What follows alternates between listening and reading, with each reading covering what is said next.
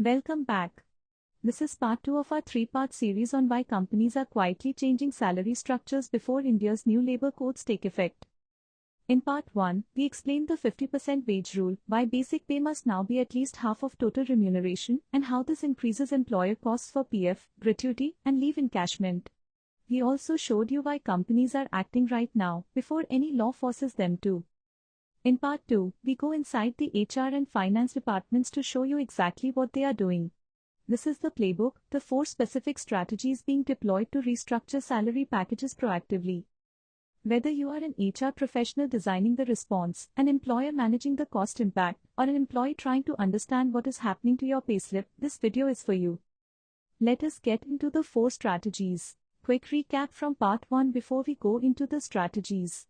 The 50% rule under the new labor codes means basic pay must be at least half of total remuneration. This raises the base for PF, gratuity, and leave encashment calculations, significantly increasing employer costs. Companies are restructuring proactively to spread this impact over time, starting with new hire offer letters and working through annual increments. Now, 4 strategies. Strategy 1, rebalancing basic pay and allowances, the most direct response, raise basic, reduce HRA and special allowances. Strategy 2, redesigning the full CTC architecture, a deeper restructuring of how each component is defined, split, and documented. Strategy 3, shifting more compensation to variable pay, using performance-linked components that sit outside the wage-based definition. And strategy 4, fixed-term employment contracts, using structured, time-limited hiring to manage and predict long-term benefit obligations. Let us go through each one in detail. The first and most direct strategy is rebalancing basic pay and allowances. Under the old system, a typical salary package might have basic pay as low as 15 to 25% of CTC, with HRA, special allowances, city compensatory allowances, and other components making up the rest. PF was calculated only on basic pay, so the structure minimized employer contributions. Under the 50% rule, basic pay must come up to 50%. So something must come down. HRA is reduced. Special allowances are cut or merged. City compensatory allowances are often removed entirely. And some allowances are renamed, maintaining the impression that the package structure is unchanged when in fact the rupee amounts have shifted. How is it executed in practice? For new joiners, the offer letter simply reflects the new ratio from day one. For existing employees, the restructuring typically happens at annual increments. The basic pay increase forms a larger portion of the increment, while allowances are held flat or reduced slightly. Over 2 or 3 increment cycles, the ratio shifts without any dramatic single announcement. What do employees actually notice? Their PF deduction on the payslip increases. HRA and special allowance amounts decrease. And net take-home may drop by 1,000 to 3,000 rupees per month depending on salary level, even though the CTC figure stays exactly the same. This is the most visible and most common manifestation of silent salary restructuring happening right now. Strategy 2 goes deeper than simply adjusting basic pay. It involves a comprehensive redesign of how the entire CTC package is architectured. The first technique is component splitting. An allowance that previously appeared as a single line item, say, a special allowance of Rs 20,000, may be split into 2 subcomponents. One falls within the wage definition. The other qualifies as a non-compensatory benefit. The total paid to the employee is the same, but the legal classification is different. This gives HR more granular control over what counts toward the 50% threshold. The second technique is tax-efficient restructuring. Within the new framework, companies redesign packages to maximize non-taxable benefits, employer contributions to NPS, meal vouchers, live travel concessions, to preserve employee take-home while meeting statutory obligations on the wage-linked components. Third, formalizing reimbursements. A fixed monthly travel allowance paid regardless of whether the employee actually travels. That is compensation, and it risks being classified as wages. A genuine expense reimbursement paid against submitted bills and receipts. That sits clearly outside the wage base. Companies are converting informal fixed allowances into properly documented reimbursement schemes. And fourth, performance incentive separation. Bonuses and incentives that were previously treated as semi-fixed are being formally restructured, documented as genuinely contingent on measurable targets. Only bonuses that employees may or may not receive based on actual performance sit outside the wage definition. The goal of Strategy 2 is maximum legal protection for the new wage structure while minimizing the impact on employee take-home pay. Strategies 3 and 4 move beyond salary design into workforce structure itself. Strategy 3: Increasing variable pay. By shifting more compensation to performance-linked components, short-term bonuses, quarterly incentives, project completion payouts, companies achieve two objectives simultaneously. They incentivize productivity, and they reduce the fixed statutory contribution base. Variable pay that is genuinely contingent on performance sits outside the wage definition under the new codes. The employer rewards the employee without triggering additional PF and gratuity obligations on that amount. But, and this is critical, the legal protection of variable pay depends entirely on it being genuinely variable. If a company pays a monthly bonus to every employee, every month, regardless of whether any performance target was actually achieved, courts will treat it as disguised fixed pay and reclassify it as wages. Companies must maintain rigorous documentation. What were the targets, what did the employee actually achieve, and was the payout genuinely linked to that outcome? Strategy 4: Fixed-term employment contracts.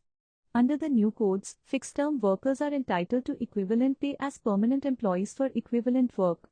So this strategy cannot be used to pay workers less. But it can be used to define and predict benefit obligations. Permanent employees accumulate open-ended, growing liabilities. Fixed-term workers on 2-year contracts have precisely calculable, finite obligations, a meaningful difference for payroll planning. Legal compliance is not just about having the right salary numbers.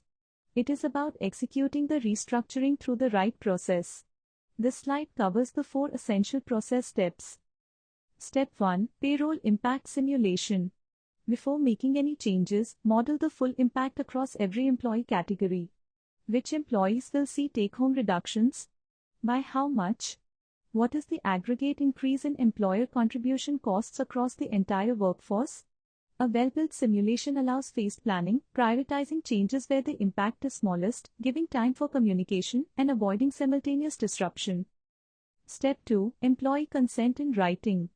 Any change to an existing employee's compensation structure is a change in service conditions under the Industrial Relations Code. Revised contracts or signed addenda are not optional. An employer who changes salary components without written consent is creating legal exposure, not eliminating it. Step 3: Transparent communication. This is where many companies fail. HR teams often try to minimize the announcement, hoping employees do not notice or do not care. This consistently backfires. Clear FAQs, manager briefings, and written notices that explain what is changing, why it is changing, and what the long-term benefits are. These build trust and dramatically reduce the risk of disputes, grievances, and tribunal proceedings. And Step 4: Audit-ready documentation. The inspection regime under the new codes is digital and more rigorous than the old manual model.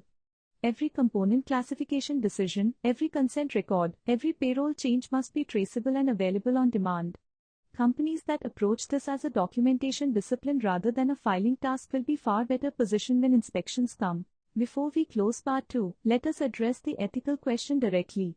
Pre-implementation salary restructuring can be entirely legitimate. When a company transparently communicates to its employees that the new labor codes are changing how salaries must be structured, explains that the 50% rule increases PF and gratuity obligations, obtains proper written consent for contract modifications, phases the adjustments through annual increments to minimize immediate take-home impact, and ensures that employees understand the long-term benefits of a higher PF and gratuity base, this is responsible, legally compliant, and ethically sound corporate governance. The ethical line is crossed when restructuring is done without transparency. When guaranteed monthly payments are relabeled as variable pay without any genuine performance linkage. When the complexity of the situation is used to obscure what is actually a reduction in effective compensation. When the power imbalance in employment relationships is exploited to push through changes that employees are afraid to question. The critical test is simple: would the employee understand what is happening to their salary? And would they agree if they fully understood? If the answer to both is yes, the restructuring is legitimate compliance planning. If the answer to either is no, it is exploitation dressed up as legal compliance. For employees watching this, you have the right to understand every change to your salary. You have the right to consent before your existing contract is modified. And in part 3, we will tell you exactly what questions to ask, what your legal rights are, and what the changes mean for your long-term financial well-being. Let us close part 2 with a quick summary and a preview of what is coming in part 3. 6 key takeaways from this video. 1. Strategy 1 is the most visible change. Basic pay goes up, allowances come down, and employees notice it on their payslips through lower HRA and higher PF deductions. 2. Strategy 2 is the most sophisticated, a deep architectural redesign of how every CTC component is classified, splitting components, formalizing reimbursements, and separating performance incentives. 3. Strategy 3, variable pay, only provides wage-based protection if the pay is genuinely contingent on performance. Documentation of this linkage is legally essential. 4. Strategy 4, fixed-term contracts, cannot reduce pay for equivalent work, but can make long-term benefit obligations more predictable. 5. Consent and documentation are not optional. They are the legal difference between a defensible compliance program and an employer liability. And 6. The ethics test is simple. Transparency and genuine consent separate legitimate restructuring from exploitation. In part 3, the final video in this series, we flip the perspective entirely to the employee. What actually changes on your payslip? What genuinely improves in your long-term financial security? Your legal rights? And the 6 specific things you should do right now to protect yourself. Part 3 link is in the description. Thank you for watching part 2. And that is a wrap on part 2. We covered the 4 strategies companies are using to restructure salaries before the new labor codes take effect. Strategy 1, rebalancing basic pay and allowances, raising the basic component, reducing HRA and special allowances to meet the 50% rule. Strategy 2, redesigning the full CTC architecture, splitting components, optimizing tax efficiency, formally documenting reimbursements and performance linkages. Strategy 3, increasing variable pay, shifting compensation to genuinely performance-linked components that sit outside the statutory wage base. And Strategy 4, using fixed-term employment contracts to define and predict long-term benefit obligations. We also covered the 4 essential process requirements: payroll impact simulation, employee consent, transparent communication, and audit-ready documentation. And we drew the ethical line clearly. Transparency and genuine consent separate legitimate compliance planning from exploitation of the power imbalance in employment relationships. In part 3, we flip the perspective entirely to you, the employee. What actually happens to your take-home pay? What genuinely improves in your long-term financial security? What your 4 legal rights are when your employer restructures your salary? And the 6 specific actions you should take right now. Part 3 link is in the description. Like, subscribe, and share with a colleague who needs to hear this. See you in part 3.